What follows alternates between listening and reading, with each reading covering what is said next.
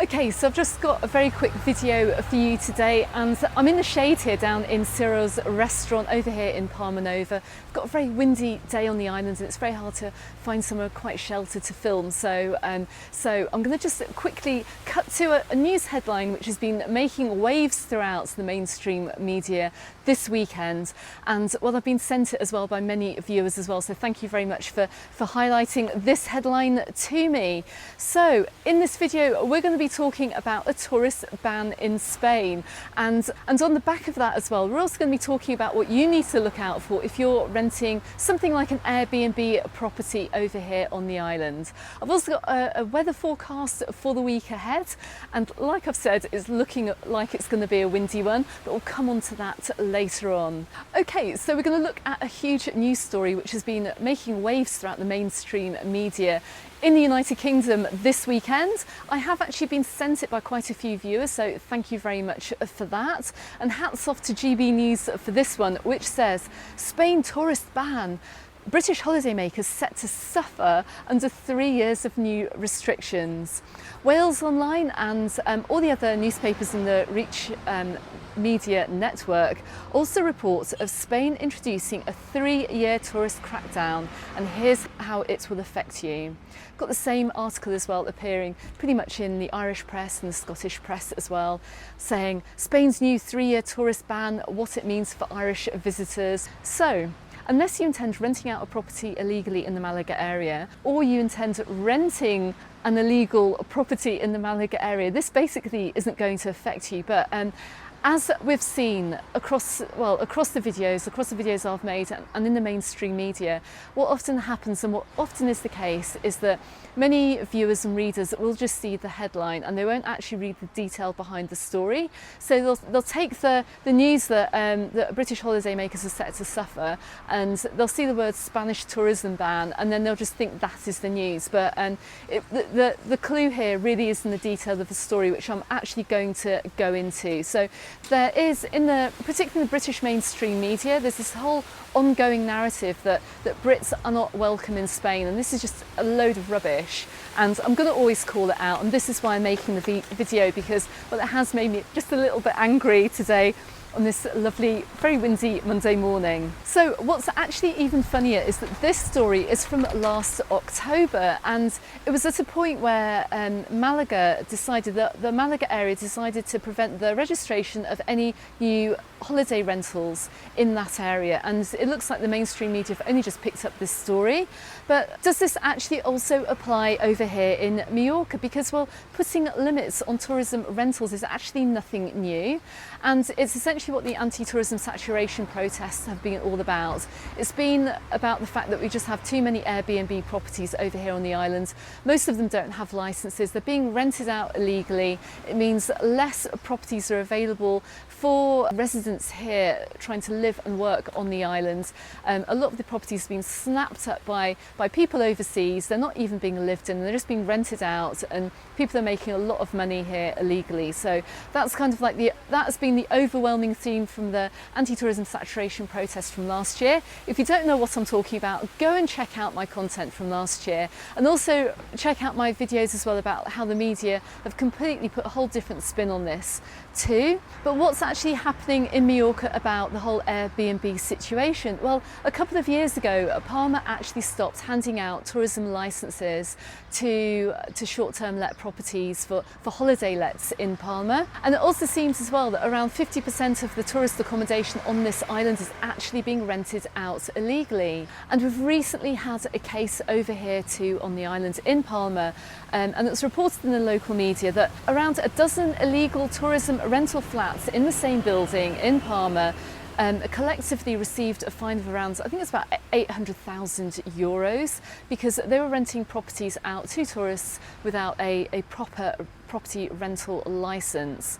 So as you can see, there is actually no tourism ban happening in Spain. And if you're coming over here on holiday, if you're staying in a hotel in an apartment, or even if you're renting on Airbnb, there's actually no tourism ban. So if you're seeing those headlines, forget about it. But if you are renting Airbnb properties or anything off, say, booking.com as well, there are 3 precautions that you do need to put into place to make sure that you are renting legally. And you have to make sure too that that property rental is compliant to all legislation over here, particularly if you're coming over here to Mallorca. So I'm just going to run through what that is.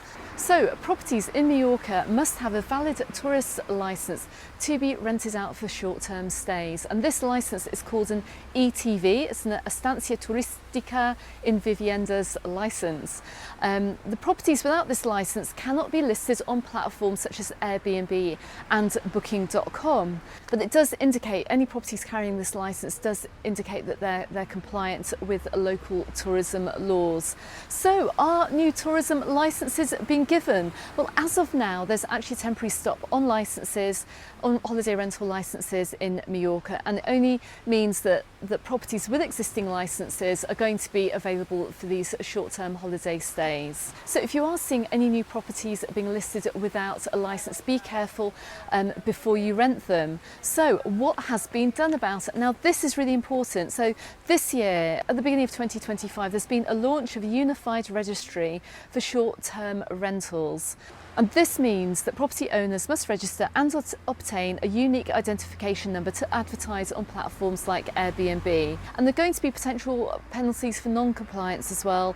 And authorities in Mallorca are apparently enforcing regulations against illegal tourist rentals. Now, the big problem with this is I don't think any of this is really going to solve the problem over here, particularly in Mallorca and the whole housing crisis that we have here on the island.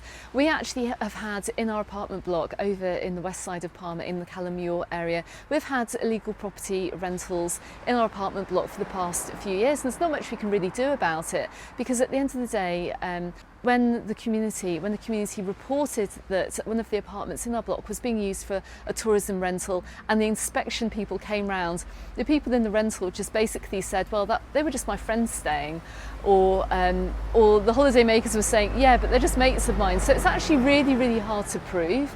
So I appreciate that the government's trying to do something about it, but my advice to you is only go through the channels, because as a holiday maker coming over here, you don't want to get caught, you don't want to get fined, and you don't want to be turfed out without anywhere to stay, particularly in peak season. So moving back to that newspaper headline as well, I've seen some really interesting comments over on Facebook pages as well on those newspaper articles, and it's just fueled this whole anti-tourism hate thing, this whole anti-tourist feeling over here in Spain, but it is a load of rubbish. So I'm going to ask you to consider subscribing to the channel. I'm going to call out any fake news when I see it as well, and also give you the information that you really need to know. We are going to have more rules in place for travel. I'm constantly being asked about the implementation of the ETIAS visa waiver scheme for third country visitors to Europe, so coming from the United Kingdom or from the United States. There is no implementation date just yet. When we have it, of course, I will make a video all about it, about how to apply for it as well. So don't forget to look out for those videos, and that's even if it comes into force this year. We also have no news about the new entry and exit system as well, which has been widely reported to be implemented over here in Spain either. So again, if it's not something to worry about, don't worry about it, and hopefully it won't be anything to worry about when it has been implemented too. But I can pretty much guarantee that the media are going to have some absolutely horrible headlines about it, about Spain being anti-tourist or anti-British or anti-whatever. So let's just pay attention to those headlines in the future. And don't forget to, if you've got any questions as well about anything, about any kind of anti-tourism feeling, or whether you feel you should be travelling over to Spain this summer, come and find us in the Facebook group, in the Mallorca Under the Sun Facebook group. There have been a few posts about that. I am going to make a video about it in the future on the back of those posts, but if you want to read the comments about it, you can see there are around 25,000 of us in the group, coming up to 25,000 of us in the group, and lots of people as well giving some really sound advice too. So if in doubt, head on over to the Facebook group and go and check out that content, and check out my videos from last year too. I'll drop a few links to those in the description text below. Okay, so moving on to the weather forecast for the week ahead. Well, it is very windy on the island. We've had the remnants of a storm blow down across the island today. It is not that cold though, which is why I'm not in the coat. We've got highs of 18, we've got lows of 8 running through the week, but we are looking like these winds are going to be playing a part of the weather over the next few days. We're also going to have, unfortunately, some showers coming down across the islands this week too, with a possibility of of a thunderstorm or two as well. Just to let you know, if you are coming over, bring plenty of layers, bring an umbrella, bring a coat as well, but hopefully you're going to get to enjoy some sunshine, because I'm sure that's going to appear as well this week.